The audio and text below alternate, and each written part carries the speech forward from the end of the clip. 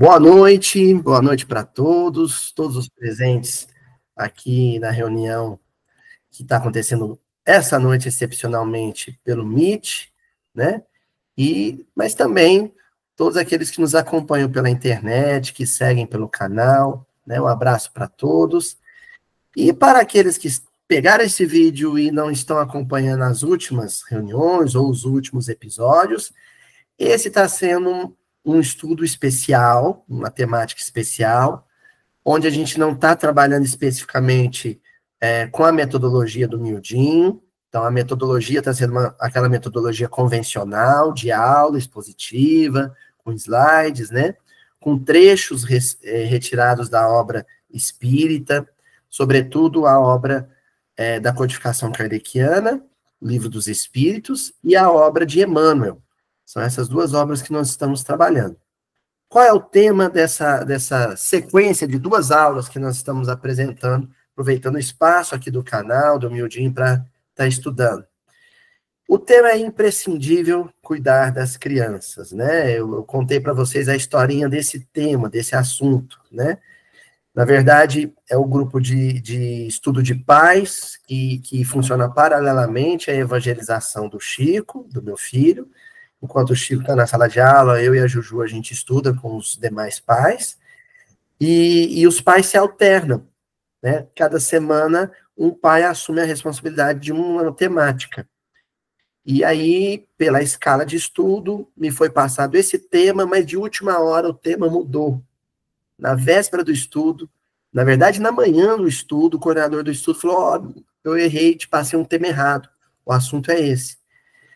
Como eu já tinha montado essa aula e não queria perdê-la, porque eu achei que ela era muito, muito importante, eu fiquei pensando num espaço onde eu pudesse apresentá-la. E aí, é claro, né, um espaço onde eu me sinto mais à vontade, onde eu tenho mais liberdade para isso, era aqui no Mildinho, e trouxemos essa aula. Já era previsto também que eu não conseguisse matá-la em uma reunião apenas. Então, a gente trabalhou na primeira reunião, uma série de questões de O Livro dos Espíritos. Faltaram ainda algumas questões, alguns assuntos abordados pela codificação kardeciana sobre a questão da educação da criança, do espírito encarnado, que se encontra na fase da infância. E nós vamos continuar essas questões que faltaram hoje, acrescidas de trechos do livro Pensamento e Vida, de Emmanuel. Bom, fizemos um resumo da ópera, né? O que está acontecendo nessa reunião desde a semana passada, nessas duas reuniões, e agora a gente vai avançar para justamente o tópico em que a gente tinha interrompido o estudo. Só para rememorar o que a gente estava estudando, né? No Livro dos Espíritos, entre as questões 283 e 385, os espíritos respondem a Kardec uma série de perguntas que Kardec faz sobre a infância, sobre a educação da criança, né? Lembrando que essa já é uma abordagem muito pioneira, né? É realmente a abordagem de alguém que estava na vanguarda da educação da criança no século XIX, que é o caso de Kardec, né? Era o seu ofício, ele era um educador de ofício, a profissão dele era essa, né?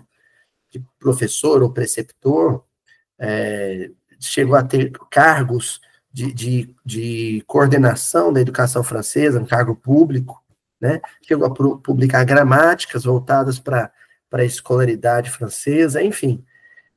É um sujeito que estava antenado no que estava acontecendo de novo no século XIX, na Europa, em termos de técnicas educativas pensadas para o espírito infantil, né? O que Kardec faz é pegar esse know-how, essa experiência, e propor questões para os espíritos. A gente parou justamente na parte em que os espíritos dialogam com Kardec sobre a chamada variedade dos mundos, né? O que seria essa variedade dos mundos, né? A gente pode até voltar um pouquinho, só para lembrar do último tópico que a gente estudou, lá, outros mundos, né? Crianças cujos espíritos vêm de mundos onde construíram hábitos diferentes dos vossos, e dizei-me, como poderiam estar no vosso meio esses seres, trazendo paixões diversas das que nutris inclinações, gostos inteiramente postos aos vossos, opostos aos vossos, né? Essa foi o último tópico que a gente analisou. E o que a gente viu é que, normalmente, a visão que se tem dessa resposta que os espíritos dão para Kardec é uma visão muito ingênua, porque se imagina que os espíritos, ao se referirem a outros mundos de onde vêm essas crianças, de que eles estão falando de outros orbes, de outros planetas, de outras casas planetárias. E não é isso, né?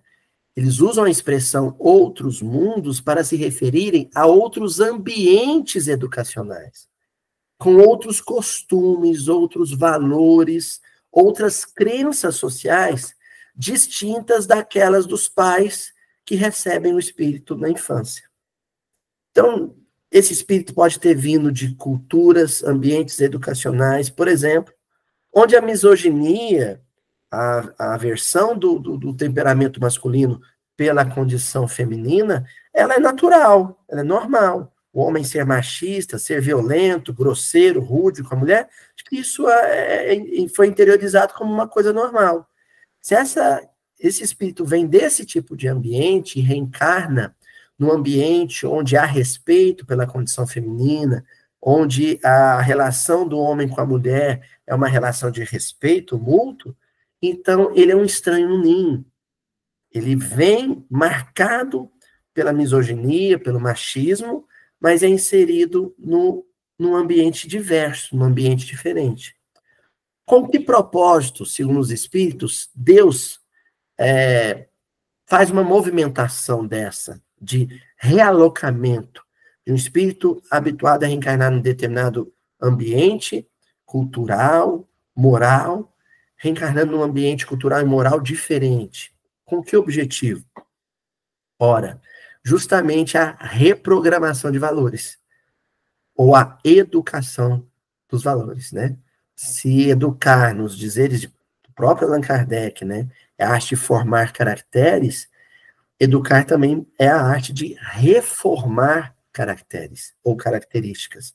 Elas podem ser formadas quando sobre um determinado assunto aquele espírito não tem qualquer experiência, como pode estar sendo reformada quando a experiência que o espírito tem naquele assunto, naquele tema, é negativa e precisa ser redirecionada.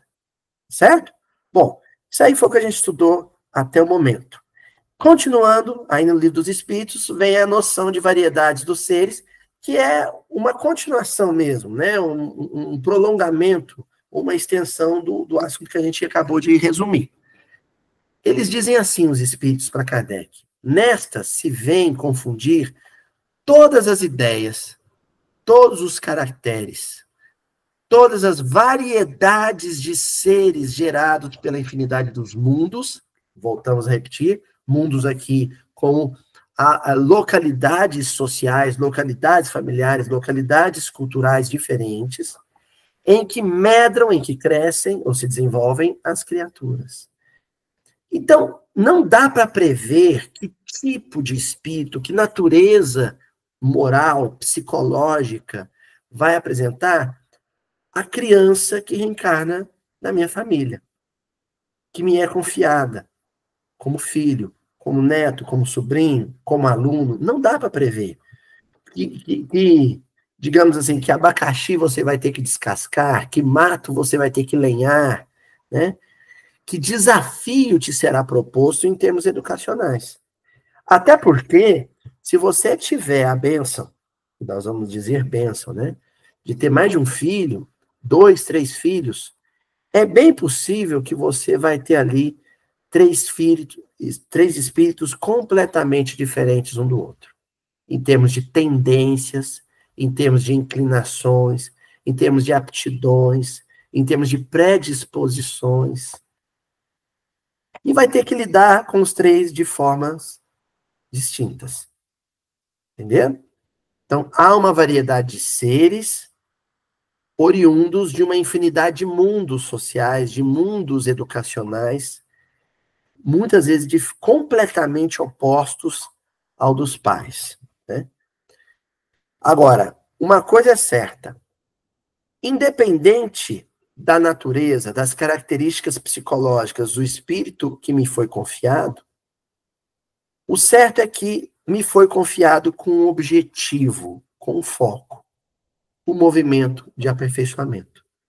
Os espíritos só entram na vida corporal para se aperfeiçoarem, para se melhorarem. E isso é alguma coisa que está sendo esquecido, inclusive pelas famílias religiosas, sobretudo a família espírita. Gente, um espírito não me foi confiado para passar em primeiro lugar na medicina, no vestibular de medicina. Ele não me foi confiado para ser eleito rainha ou príncipe da pipoca na escola. Ele não me foi confiado para ser um ator mirim.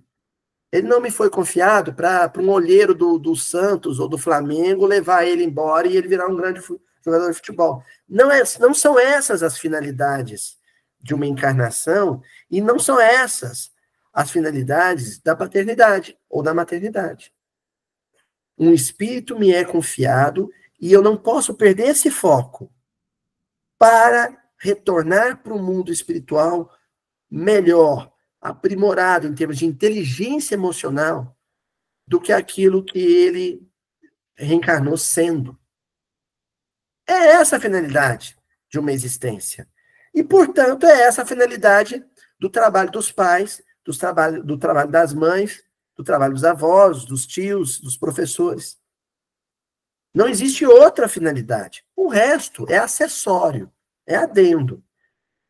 Escolher a escola, né, a chamada parentocracia, né, escolher a escola que eu acho que vai dar melhores condições para o sucesso profissional, para o sucesso acadêmico, isso é acessório, isso é adendo, é penduricalho, né? Escolher o melhor médico, o melhor dentista, o melhor terapeuta, isso é acessório. Se acontecer, se for possível, se houver condições materiais para que isso aconteça, ótimo.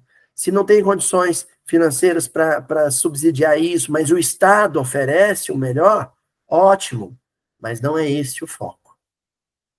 O foco é trabalhar a ética e a moralidade na consciência do espírito reencarnante. Certo? Agora, existe a tarefa do mais experiente. Porque aquele que reencarna, ele pode ser um espírito velho, mas naquele contexto social, naquele contexto histórico, cultural, temporal, ele é novato, ele é inexperiente. E é por isso que ele reencarna com a tarefa de se melhorar, de se aprimorar, mas ele precisa de condução. Olha o que os espíritos vão dizer. A delicadeza da idade infantil os torna brandos. É o que a gente já mencionou, que o Emmanuel fala sobre os 3.000 dias, os 7 anos iniciais. É o período por excelência, né? Aquele em que o espírito está aberto a novos valores, uma nova proposta de vida, né? Eles são acessíveis aos conselhos da experiência e dos que devam fazê-los progredir. Conselhos da experiência. Então, o Francisco, meu filho, reencarnou agora. Ele é um espírito velho, que tem milênios de experiência reencarnatória? Sim. Mas em matéria de experiência, no que tange a sociedade do final do século XX, início do século XXI, no caso dele, século XXI, eu tenho mais experiência que ele. A sociedade de consumo, a sociedade globalizada, a sociedade da informática, da informação, a sociedade tecnológica, a sociedade do individualismo, a sociedade da estratificação social, com possibilidades de ascensão social, nisso ele pode ser completamente inexperiente. Pode ser que a última experiência reencarnatória do Francisco tenha sido num contexto escravista. Então, a sociedade da igualdade racial, para ele, é uma novidade. Para ele, é um completo desconhecido. Nisso, eu sou mais experiente que ele. Nisso, eu o precedo 45 anos. Né? 40 anos. Quando ele nasceu, eu tinha 40 anos. Nisso, eu sou mais experiente que ele. Tem 40 anos de experiência na frente dele. Né? E ainda tem um esquecimento do passado, sim, mas aqui eu não estou nem considerando o esquecimento do passado. porque dá a aparência de total inexperiência, de tábula rasa, né? Dá a aparência, parece que ele é zerado, que ele é um papel em branco, mas não é. A gente sabe que não é. Ele traz as experiências dele. Muitas vezes ele é mais experiente num assunto do que eu. Agora, no que tange a experiência de viver no Brasil, na Minas Gerais, em Uberaba, no século XXI, entre os anos 2000 e 2019 e 2025, que é a idade dele, nisso ele é completamente inexperiente. E por isso eu tomo a dianteira, eu assumo a tutela da encarnação dele. Nessa fase é que se lhes pode reformar os caracteres e reprimir os maus pendores. Aqui eu quero chamar a atenção para esse verbo reprimir e o verbo reformar. Reformar não é constranger, porque constranger é a violência, é impor pela disciplina um modo de vida. Reformar, aqui, que os espíritos estão mencionando, é no sentido de influenciar, sugestionar, sugerir. Você vai reformar os caracteres, as características psíquicas de um espírito, sugerindo características boas, positivas, sugestionando elementos bons, elementos positivos. É assim que você o reforma. E reprimir os maus pendores não é através da violência. Nem a violência física, e nem a violência vocal, e nem a violência verbal, que são as 3 formas de violência mais recorrentes na educação de pais e adultos junto a crianças. Violência física, né? É o tapa, é o solavanco, é o segurar com firmeza, jogar na cama, essas coisas todas que muitos de nós vivemos na infância e nossos avós também. Isso é a violência física propriamente dita. Mas existe ainda a violência vocal, que é a altura da voz, o volume da voz, aliás, o grito. O grito é uma forma de violência. O grito dói na alma, o grito gera desconforto, gera mal-estar psicológico. E a violência verbal, que é a palavra que humilha. É a palavra em que você chama de burro, é a palavra de quando você chama de incompetente, chama de lerdo, é a palavra de quando você diz, você me envergonha. Isso tudo também é forma de violência. São formas de violência praticadas. Se tem a ideia de que, ao usar a violência vocal, ao usar a violência física, ao usar a violência verbal, você está reprimindo as tendências do passado, os vícios do passado, e não está. O máximo que você pode estar fazendo é impor medo.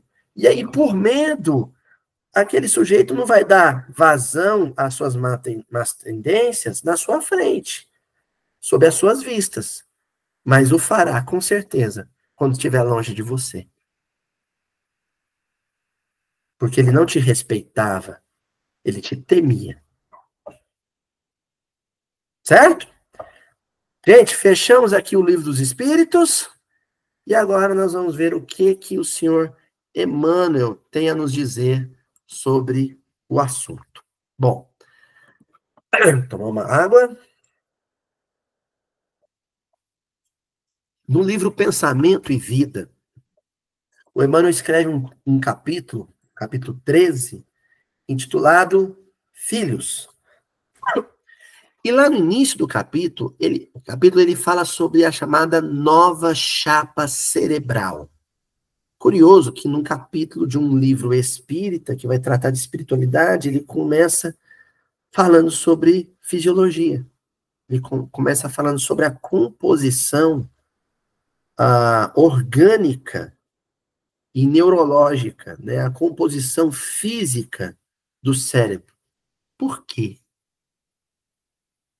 E por que ele compara essa composição neurológica a uma chapa? Chapa aqui, gente, é aquela mesa lá do raio-x, né? A mesma chapa fotográfica do tempo da foto impressa, né? Da foto física, da fotografia física. É aquilo que, a princípio, não tem característica alguma, não tem ali informação visual alguma, mas uma determinada imagem é impressa, marcada naquela chapa, e não sai mais. Entendeu? Está ali impressa.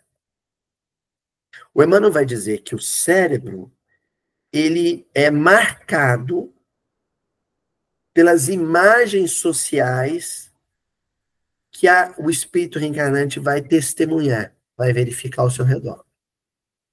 E o primeiro núcleo de experiência social com o qual a criança se depara, qual que é? Família. A relação com os pais. A primeira forma de interação social dessa criança é a relação dela com os pais. E durante muito tempo, o mundo dela vai ser ali. O recinto doméstico, o cotidiano doméstico.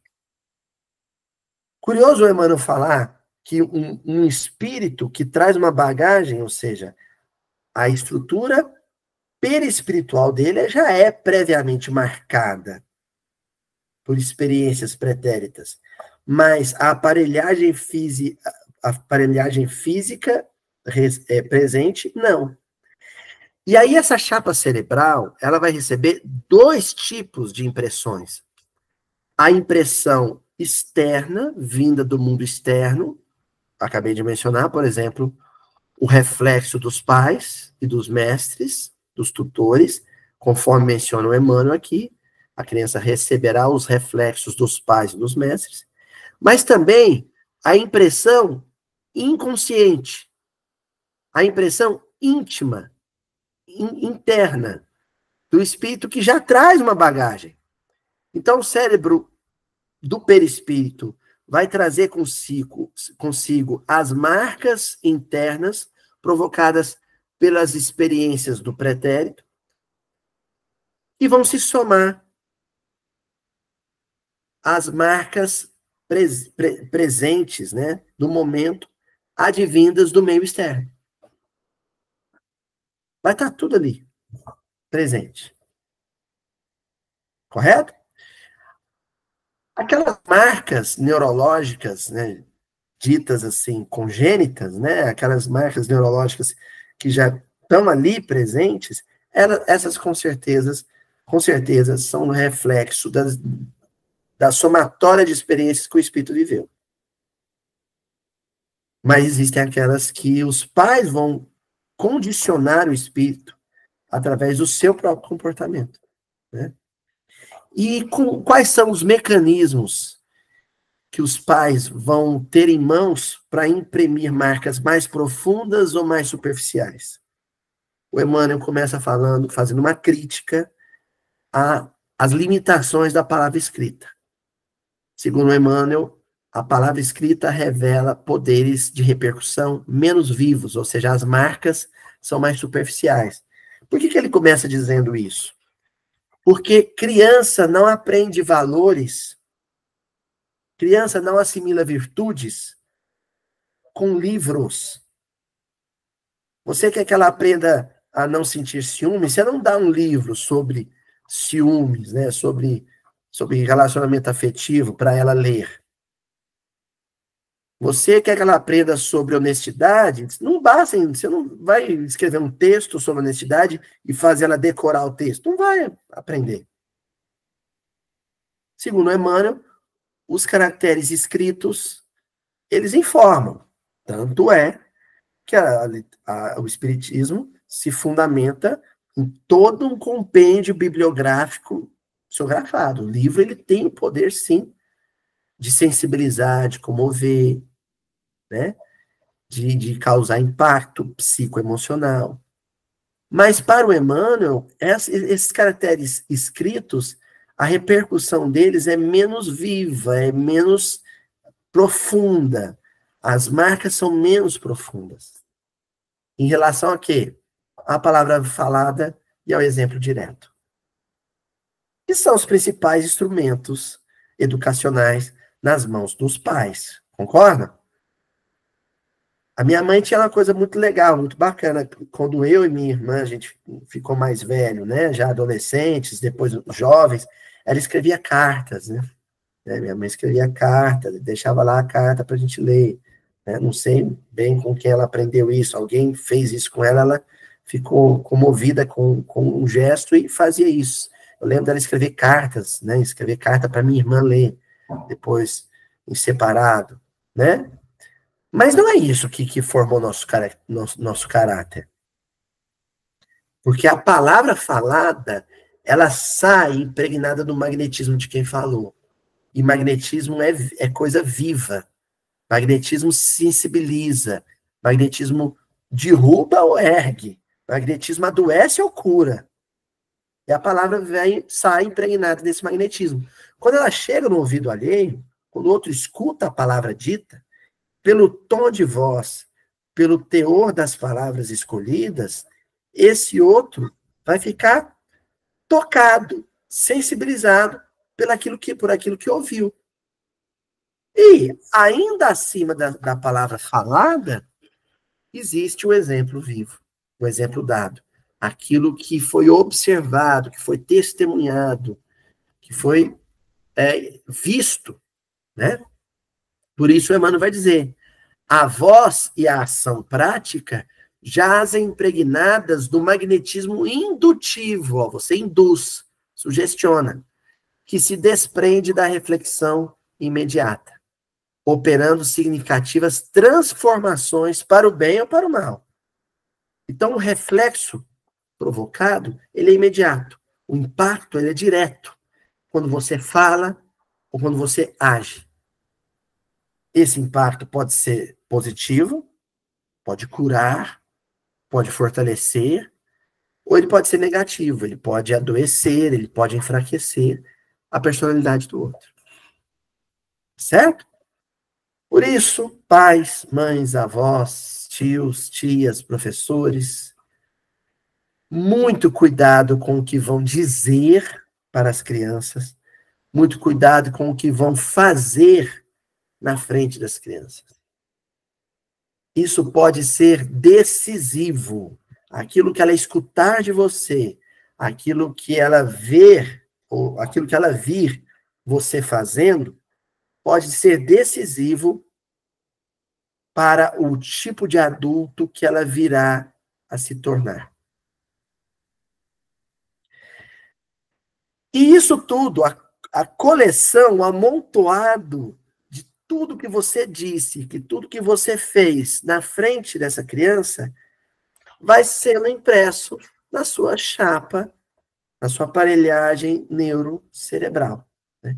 Completamente nova em sua estrutura orgânica, física, a feição de câmara fotográfica.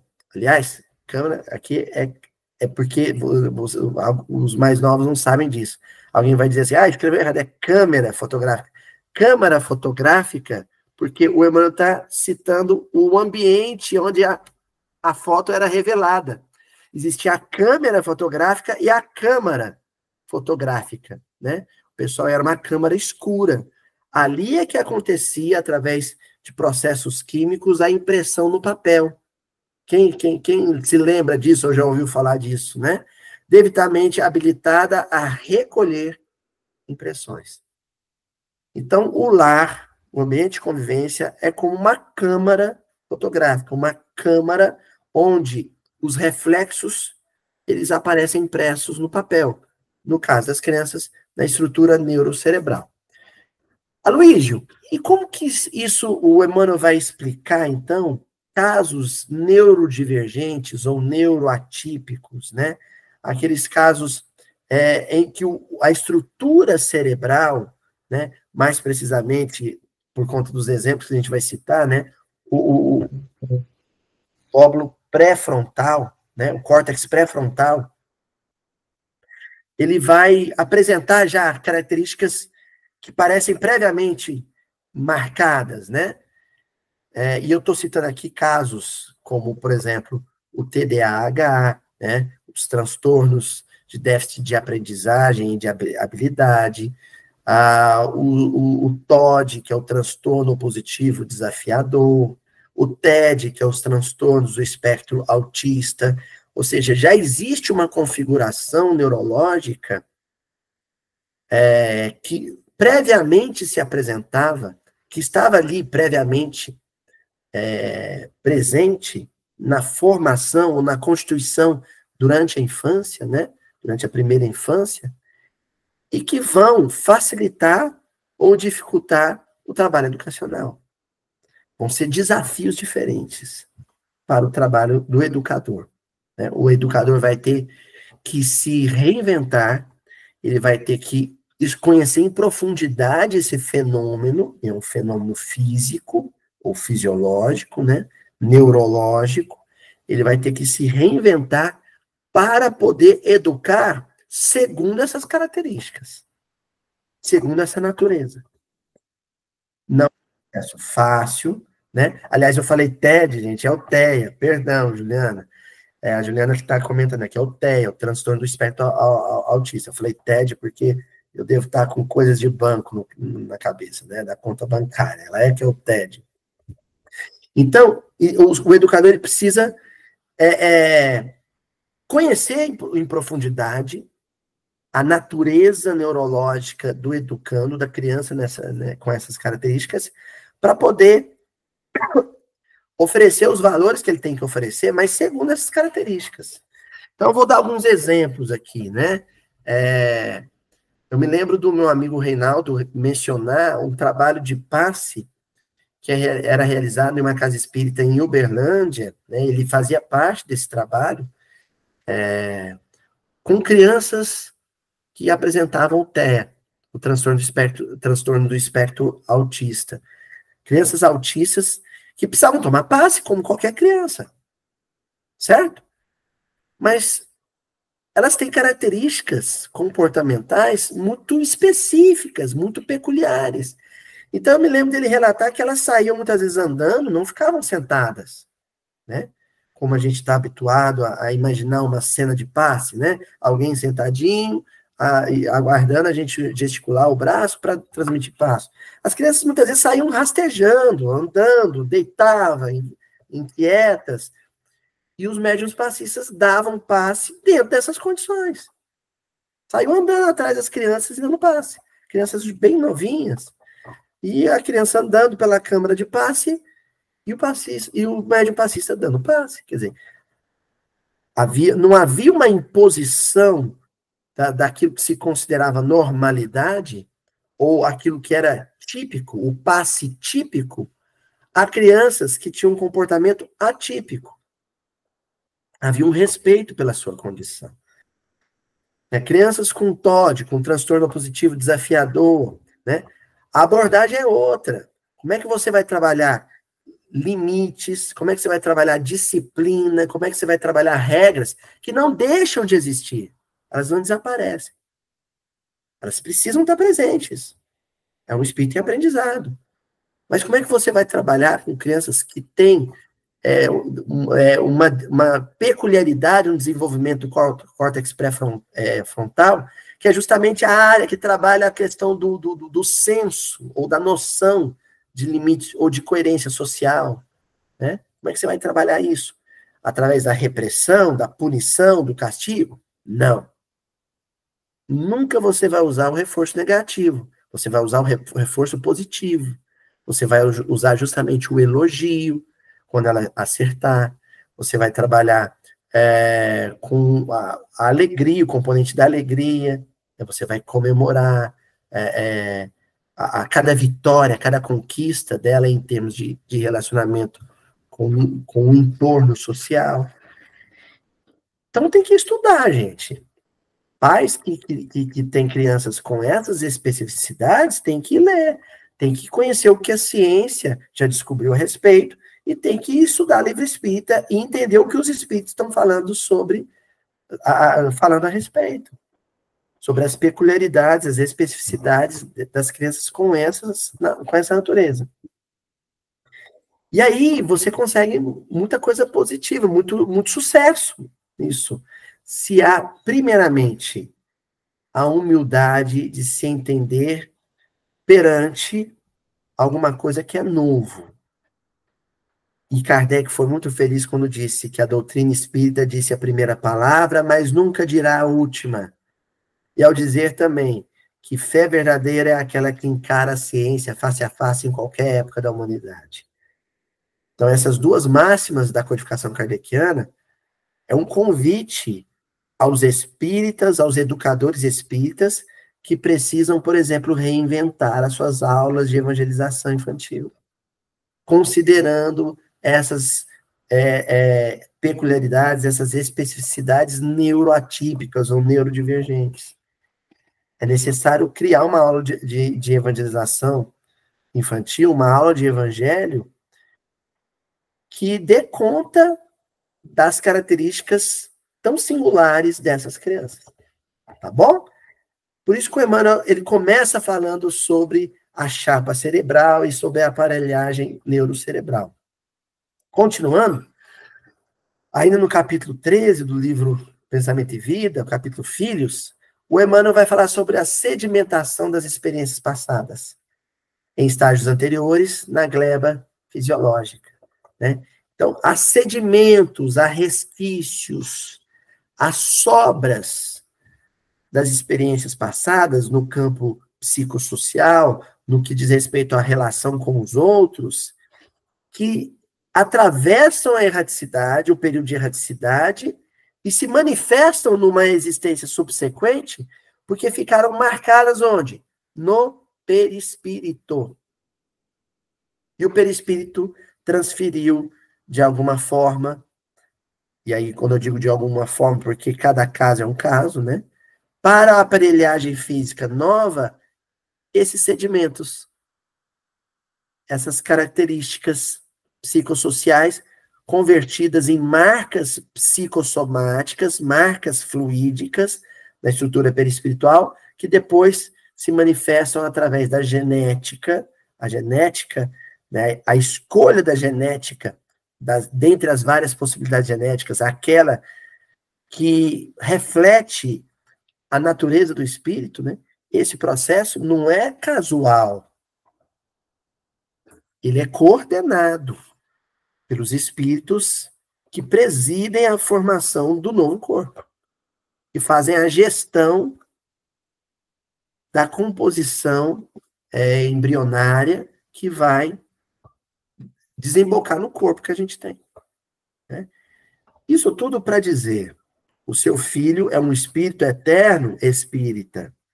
Sim, ele é um espírito imortal que encarnou várias vezes espírita, mas ele tem um corpo.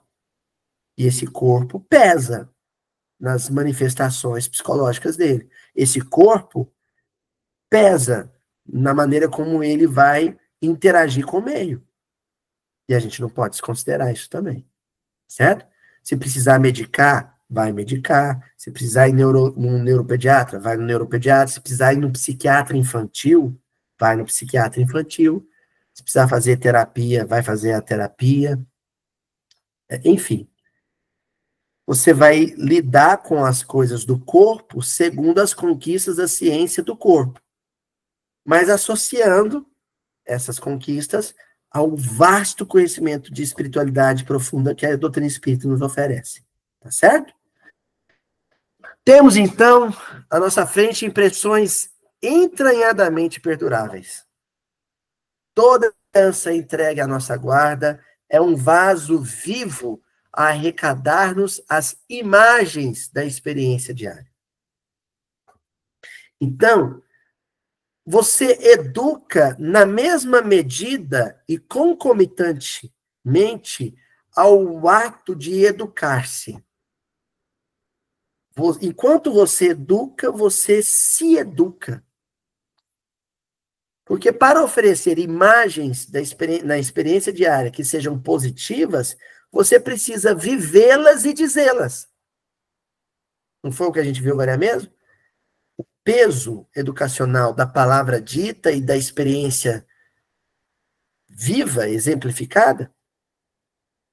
Não tem como você educar sem se educar. Luiz, eu não entendi isso. Dá exemplo. Vamos dar exemplo, então. Você não gosta que seu filho grite. Você não gosta quando ele grita. Você não gosta que ele fale alto com você. Você não se sente confortável quando ele grita com um outro adulto na rua, na reunião de família. Você não se sente confortável quando ele grita com os coleguinhas. Então, qual que é a primeira providência para desconstruir nele a tendência que ele tem, a inclinação que ele tem para a violência vocal? Qual que é o primeiro gesto do educador? Não gritar.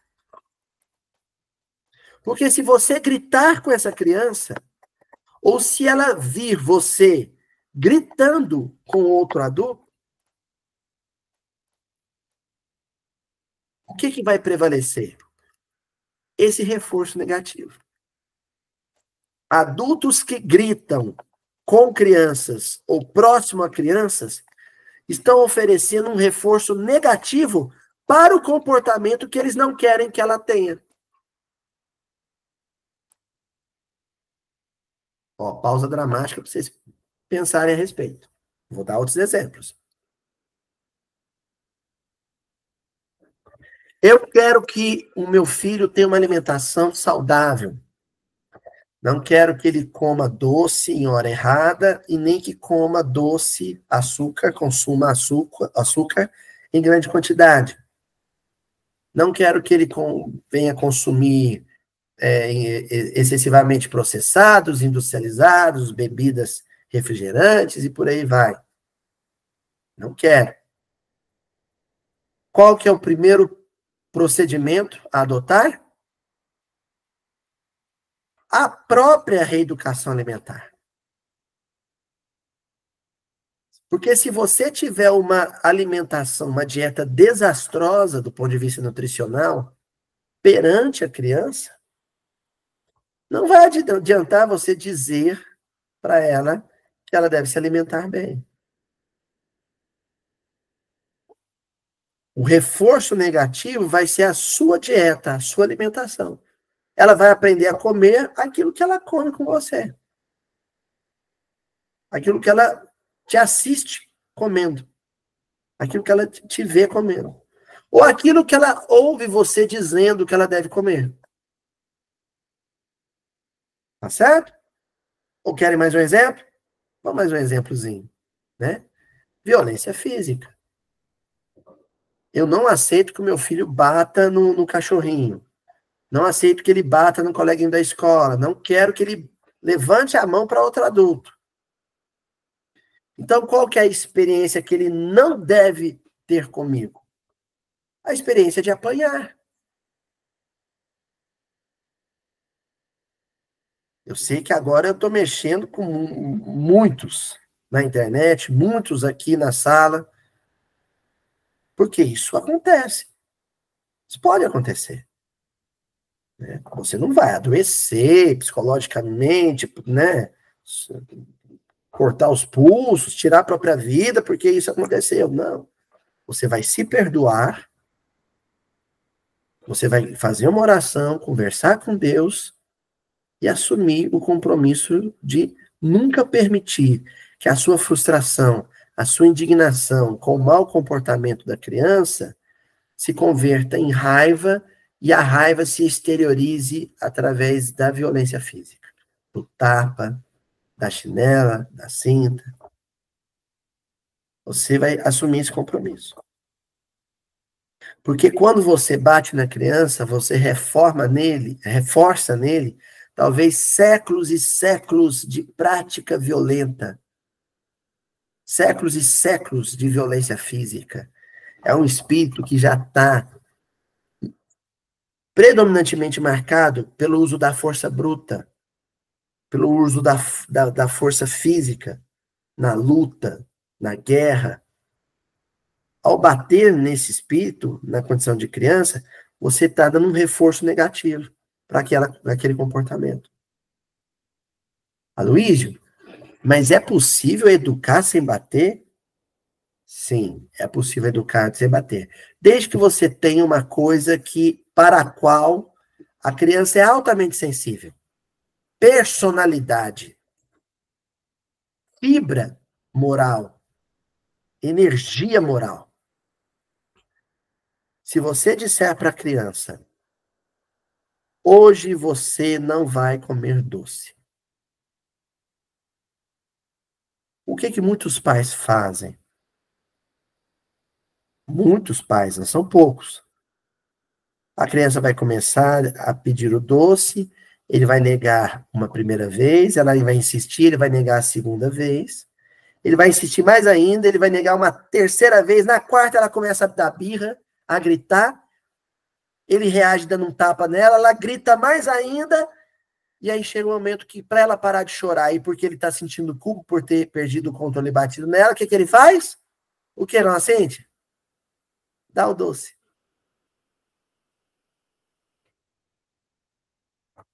Foi descontrole emocional atrás de descontrole emocional. Perdeu o controle, bateu. Depois perdeu o controle, cedeu. Não é assim? Então você tem que manter a sua posição. Não vai comer o doce, não vai comer o doce. Não vai tomar o sorvete antes da refeição, não vai tomar um sorvete antes da refeição. Ah, mas aí vem o avô, vem a avó. Pelo amor de Deus, essa criança está chorando. Deixa chorar. Deixa chorar. Gente, não existe. Ó, isso eu escutei do meu pediatra. Aliás, meu pediatra, quando eu digo, é porque o meu pediatra também é o pediatra do Chico. O meu pediatra é o pediatra do meu filho. E eu escutei dele assim: não existe na literatura médica nenhum relato de criança que morreu de tanto chorar. Chorou, chorou, chorou, morreu. Não existe. Ela vai chorar, você deixa chorar. Mas não cede, não se curva, mas também não bate. Você tenta acalmá-la. Olha só, você vai juntar a doçura de um abraço com a energia da opinião que não se curva ao choro, que não se curva à birra. Então você abraça.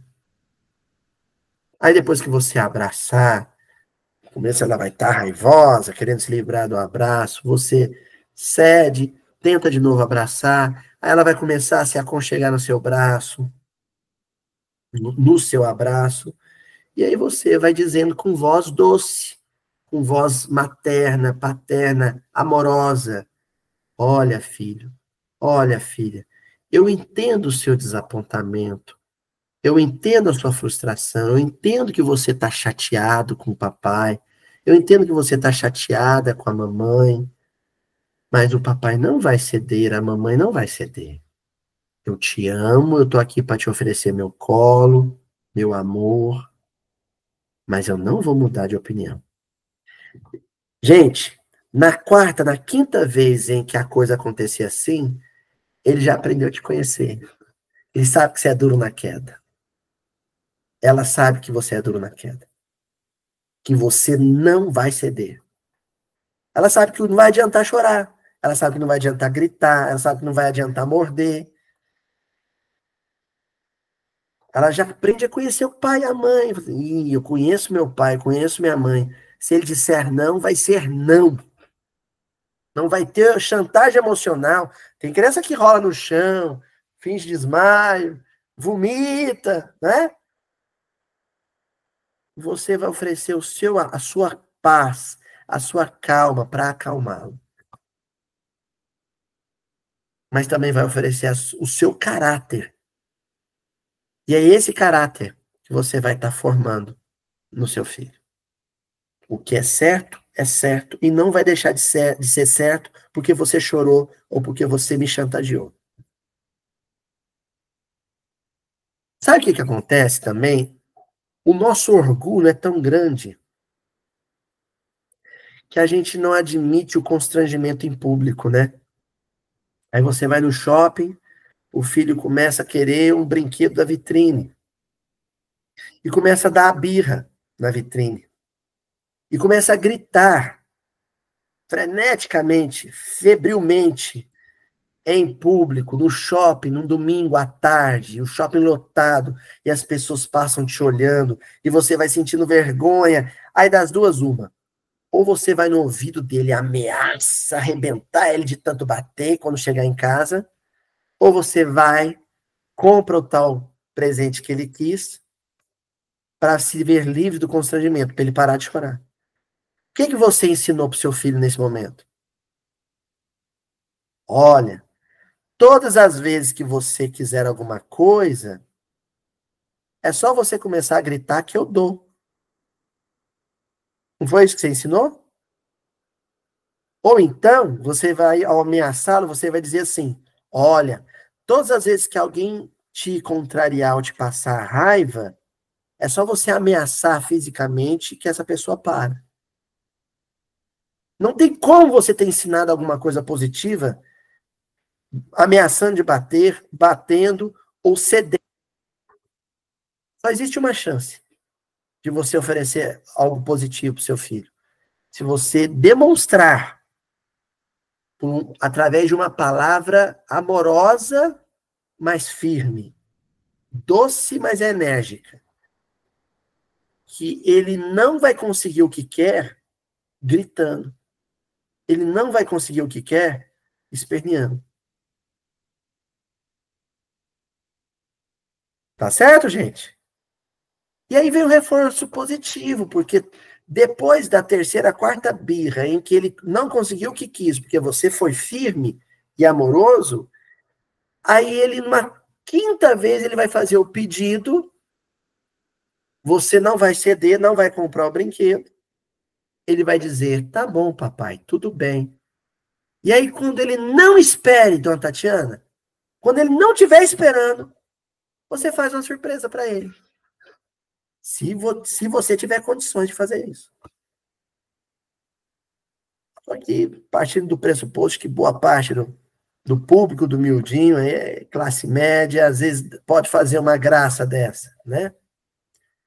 Mas quando ele não estiver esperando, você chama e fala, meu filho, você lembra aquele dia que você me pediu aquele brinquedo e o papai não tinha dinheiro ou não estava com tempo para comprar aquele brinquedo?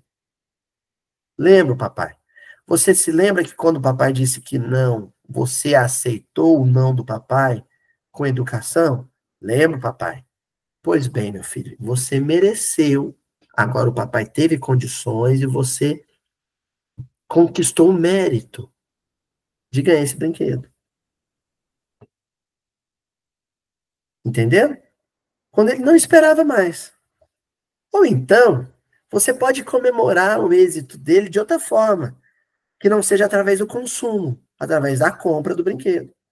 Você pode chegar em casa, abraçá-lo bem forte, falar, filho, o papai não pôde te dar o presente, mas você soube compreender e teve um comportamento bom. O papai quer, então, te presentear com outra coisa. Vamos fazer um bolo juntos? Ou então, vamos fazer brincar aqui com esse jogo que a gente tem em casa juntos? Para comemorar o seu bom comportamento? É um reforço positivo. É assim que você vai imprimindo características, imagens da experiência diária que sejam positivas. Certo? O dever de traçar-lhe noções. Isso que a gente acabou de mencionar são noções de quê? De justiça e trabalho, fraternidade e ordem, habituando-a, a criança, ou seja, construindo um hábito, desde cedo, à disciplina e ao exercício do bem, com a força de nossas demonstrações, sem, contudo, furtar-lhe o clima de otimismo e esperança. Você oferece esses valores todos, a justiça, a fraternidade, o exercício, a prática do bem, o exercício do bem, mas de forma generosa, de forma terna, amorosa, com reforços que sejam positivos, que despertem na criança o otimismo, a esperança. Ao contrário de quando você usa a violência vocal, a violência física, a violência verbal, a punição, o castigo, a severidade excessiva, que vai sufocando na criança a autoestima, sufocando, aniquilando, asfixiando na criança a espontaneidade, o espírito de iniciativa. Aí você tem uma criança que você fala assim, meu filho é super comportado, eu vou na casa dos outros, ele coloca até a mão para trás. Às vezes ele está com vontade de um doce, mas não pede. E você acha que ele criou bem, que educou bem. Não, só o que você fez foi construir uma criança que vai transformar a emoção em doença. Como muitos de nós. Que vai aprender a somatizar desejo em doença. Não tem nada de errado uma criança pedir uma fatia de pudim a mais. Não há nada de errado uma criança pedir um sorvete quando ela está gripada. Perfeitamente natural. Se torna errado quando ela insiste no pedido mais do que deve e quando ela usa a violência para te constranger a atender o desejo dela. Aí tem algo de errado aí. Aí há necessidade de intervenção educacional. Só que a intervenção educacional não pode aparecer através do castigo, né? E nem através da violência física. Eu me lembro que um tio meu, ele teve o segundo filho, ele estava mais velho, né? A menina nasceu 15 anos depois do irmão mais velho, para vocês entenderem. E aí ele estava com a possibilidade da experiência, né? Mais calejado. E eu me lembro que um dia, essa priminha minha, hoje é uma moça, né? Ela pegou as canetinhas, caneta colorida, e rabiscou a parede com as canetinhas. Parede novinha, limpinha. Aí o pai chegou e viu a cena, não se dirigiu à criança, pegou o pincel, o objeto inanimado, pegou a canetinha, olhou para aquela canetinha e falou assim, ora, canetinha, você não devia ter feito isso. Você tem o papel para poder escrever seus desejos, desenhar. Não era na parede o lugar. Então você vai ali para aquele armário para pensar a respeito e depois que você tiver pensado a respeito, você volta para a gente conversar. E a menina ficou olhando aquilo, né? Tipo, não é comigo, é com a canetinha, né? Aí as canetinhas foram pro armário. Depois de um tempo, a minha priminha procurou o pai. Falou, papai, eu tô achando que aquelas minhas canetinhas aprenderam a lição. Eu tô achando que elas não vão querer mais fazer o que fizeram. Aí o meu tio falou para ela, mesmo, filha, você acha? Acho, papai. Elas entenderam o que você ensinou para elas. Então vamos dar uma segunda chance para elas, não é, filha? É, papai, eu acho que elas merecem uma segunda chance. Aí ele foi lá, pegou as canetinhas que estavam no armário e colocou em cima da mesa de desenho. E as canetinhas aprenderam a lição e nunca mais rabiscaram a parede.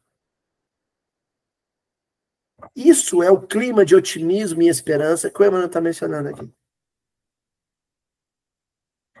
É a inteligência convertida em estratégia e a estratégia regida pelo amor para procurar e encontrar alternativas criativas que sejam capazes de imprimir na criança a noção de limite, de disciplina, de ordem, mas de forma amorosa, de forma lúdica,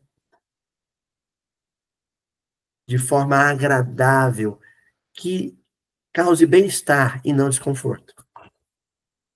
Correto? Encerramos aqui, então, hoje com uma estampa do meu desenho animado preferido. Não sei quantos aqui na reunião do Meet, quantos na internet conhecem a Bluey. É um desenho australiano e o Francisco adora a Bluey, né? Acho que tem alguns episódios no YouTube, mas quem tiver lá a plataforma lá, né, do streaming da Disney, lá tem toda a série, né? Todas as temporadas da série da Bluey. E é uma família, né? De cachorrinhos. Eu me esqueci o nome dessa raça, é uma raça australiana, acho que é Blue Heeler, que chama, né? O pai e a Bluey são Blue Heeler, né? E a Bingo e a mãe são Red Heeler. E essa família, ela é uma família típica, né? De pais que trabalham, a família típica contemporânea, né? O pai e a mãe trabalham e ambos têm que dar conta de duas crianças, descobrindo o mundo, né? E aí, o cotidiano, por exemplo, aqui de casa, a gente se vê refletido ali, eu, a Juliana e o Francisco, a gente senta para assistir os episódios da Blue, e no café da manhã, no final de semana, a gente assiste juntos, né? E a gente aprende muito, porque o desenho é muito feliz. Não tem uma cena de violência, não tem uma cena inconveniente, e só reforços positivos e dicas de educação para os pais, né? E eu me lembro que a Tilly é a mãe, né? A Tilly Heeler, acho que é assim que se pronuncia, Heeler, né? Ela diz uma frase para Bluey, para a filha, que é o emblema de tudo que a gente tentou estudar na semana passada e hoje, né? Ela diz assim: não se esqueça, eu sempre estarei aqui se precisar. Ela fala para a filha. Não se esqueça, eu sempre estarei aqui se precisar. Essa frase da Tilly, da mãe cachorrinha, né, a mãe da Bluey, me lembrou um relato do Dr. Ricardo Vardil, de Belo Horizonte, quando ele contou que um dos filhos fez uma tatuagem no braço, e aí o Dr. Ricardo ficou preocupado, esse menino tatuou o braço, e foi conversar com o filho para entender a tatuagem que o filho tinha feito, né?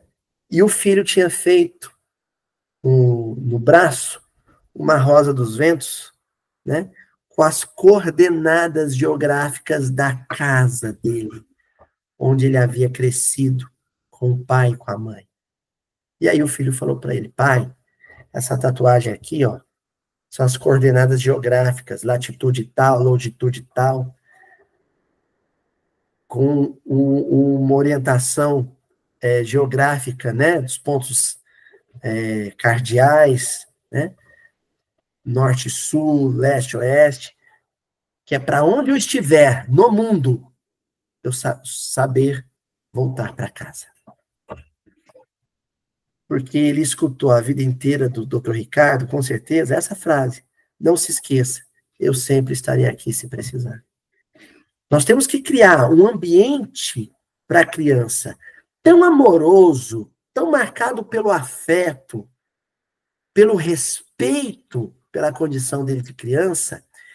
As memórias deixadas no psiquismo da criança devem ser tão felizes que depois ela cresça, se torne um adulto, vá viver em outra cidade, às vezes em outro país, mas ela queira sempre voltar para casa. Ou saiba sempre que em qualquer situação, perante qualquer perigo, o lar e o colo dos pais é o porto seguro para onde ela pode retornar. Onde ela sabe, ela nunca vai se esquecer que ali os pais estarão para tudo o que ela precisar. Mas o adulto só cresce com essa noção se as marcas deixadas forem marcas felizes, perfumadas, né? O perfume da infância feliz. E só existe infância feliz onde existe afeto e noção de limite na dose exata. Tá bom, gente? Encerramos nosso estudo sobre a educação da criança e a semana que vem a gente retoma o nosso estudo do miudinho, com a metodologia do miudinho, com uma nova passagem. Grande abraço para todo mundo.